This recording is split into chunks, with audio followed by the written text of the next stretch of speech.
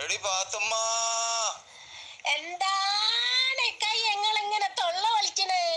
ഞാൻ എന്നെ കാണായിട്ട് എപ്പോഴും എന്റെ മുമ്പ് കൂടെ ഒക്കെ ഒന്നുകൊണ്ട് പോയിട്ടുണ്ടെ എനിക്ക് പിന്നെ ഈ വിളി വേണോ?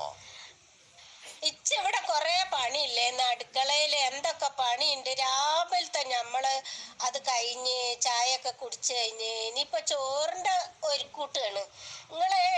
അതിന്റെ ഇടയ്ക്ക് നമ്മള് ടിവിയും കാണുന്നുണ്ട്.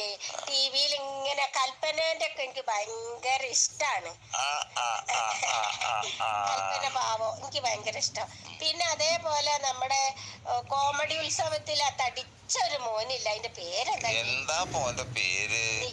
അഖിലോ നിഖിലോ എന്താണ്? എനിക്ക് തന്നെ നല്ലോണം നിശ്ചയില്ല. ഇല്ല, ഇച്ചു ആ മോനെ ഭയങ്കര ഇഷ്ടാ.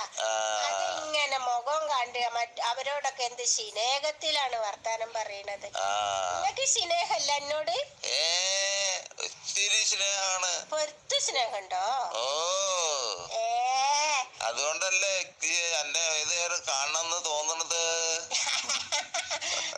നിങ്ങൾ വെറുതെ പറഞ്ഞു. അല്ലണ്ണ ഇവളെ, ഞാൻ ശരിക്ക് കാര്യം പറഞ്ഞതാണ്.